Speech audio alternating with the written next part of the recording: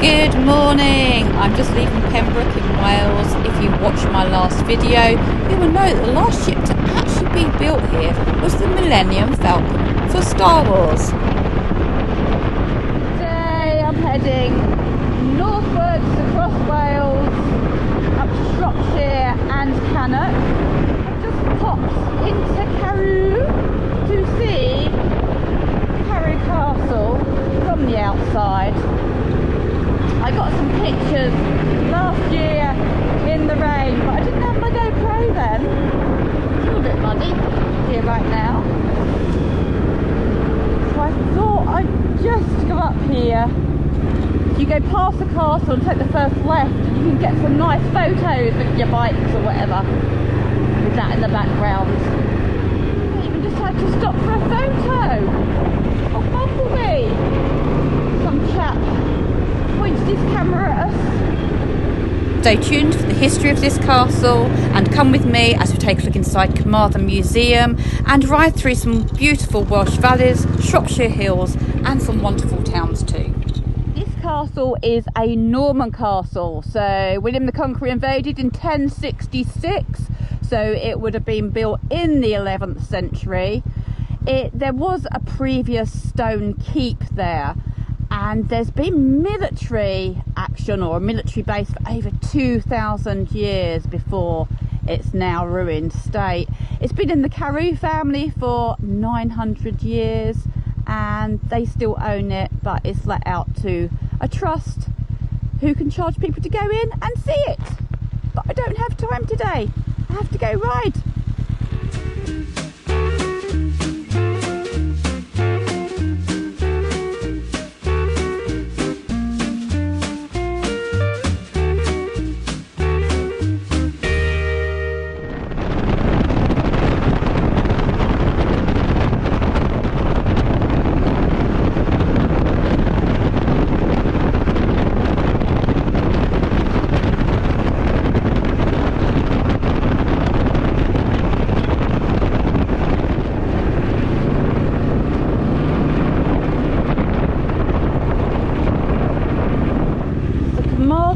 Museum.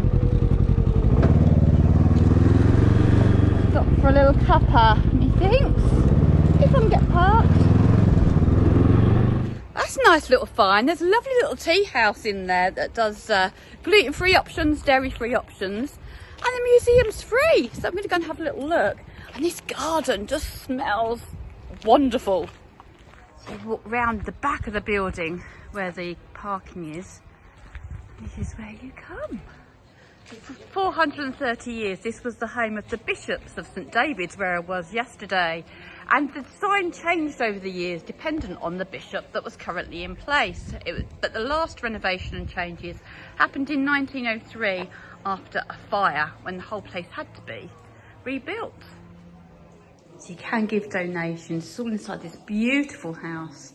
And there's a gift shop through there, so I would definitely be frequenting that very soon. In the 19th century, the rural industries here were pottery and wool. It's great here. They've even constructed the interior and exterior of a farm cottage that was up the road locally, and the lady who owned it gave most of the stuff that's here. It's the schoolroom, the old school bell.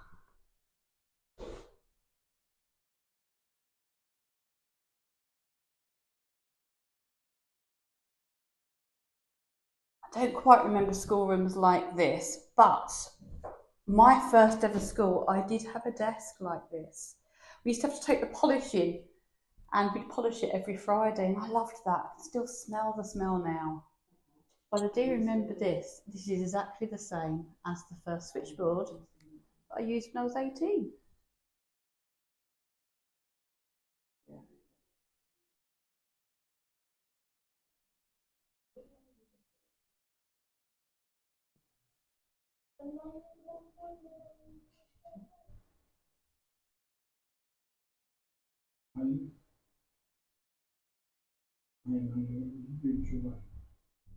There's even a chapel in here.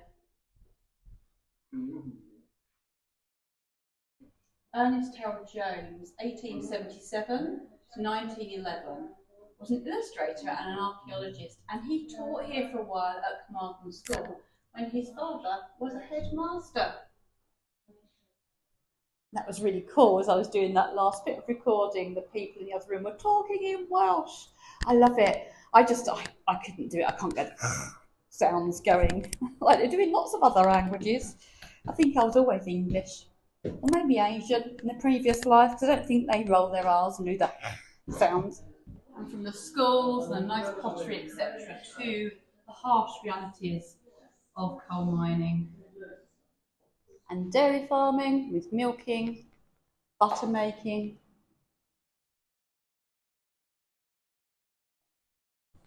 dressing up stuff, and a very basic but big kitchen.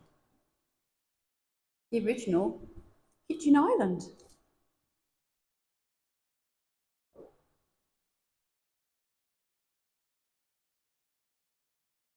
Stone carving depicts the Battle of Waterloo, when Napoleon was finally defeated in 1815, bringing an end to the Napoleonic Wars.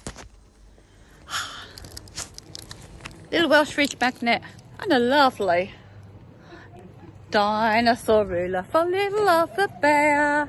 Now I have to get on the road and push north. Well, that was a great little stop. Refreshments included. If you'd like to buy me a coffee, then please do so by clicking on the link either in my bio or in the description below. It is very much appreciated.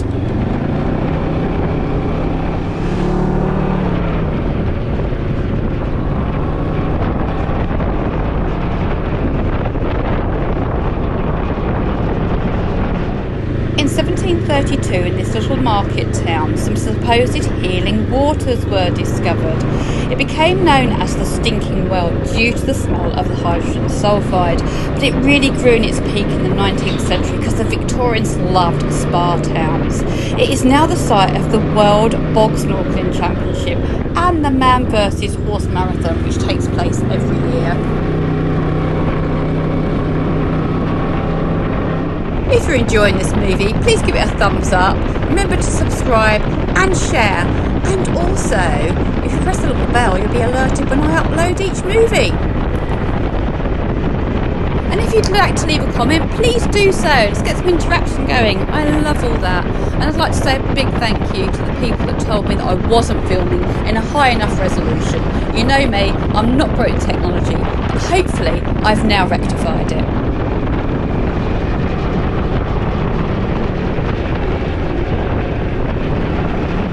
Going to stop here for some lunch, but it's shut, so maybe I won't. Luckily I've got a pack up with me.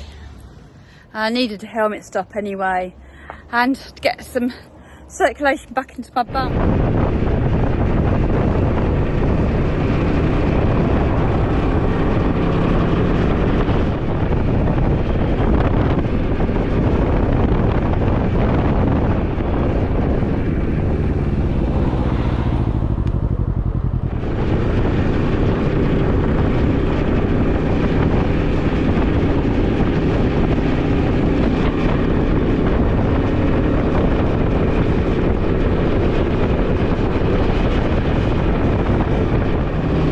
Knighton is a little market town that stands on the River Teme. It straddles the border between Powys in Wales and Shropshire in England. It was originally an Anglo-Saxon settlement, and it later became a Norman defensive border. The clock tower was built in 1872 and stands on the site of the former town hall. I need to sleep.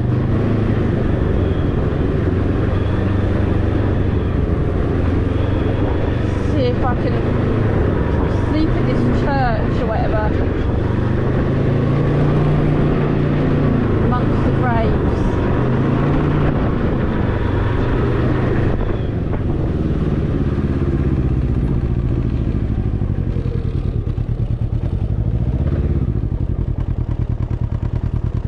Can't believe I'm going to go and have a nap in a churchyard, but needs must. I'm absolutely knackered. Now in Shropshire.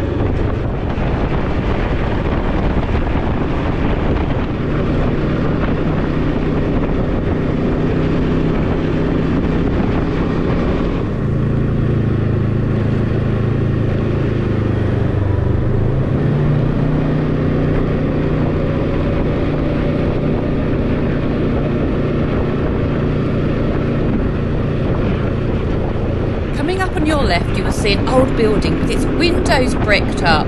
This is quite a common sight in England. There it is, right there on your left. In 1696, William III brought in the window tax, which meant people had to pay depending on how many windows they had, so many of them bricked up to avoid the tax. And this is where the saying daylight robbery comes from. I'm now in Staffordshire and nearing my friend Jill's house where I'm going tonight. I've been on the road 7 hours, ridden 170 miles and ridden solid for the last 2 hours, so feeling a little bit in pain, a little bit stiff, and it's going to be a bit tricky to get off my bike, but yeah, no. That's all that's left for me to say now for today is ta-ta for now.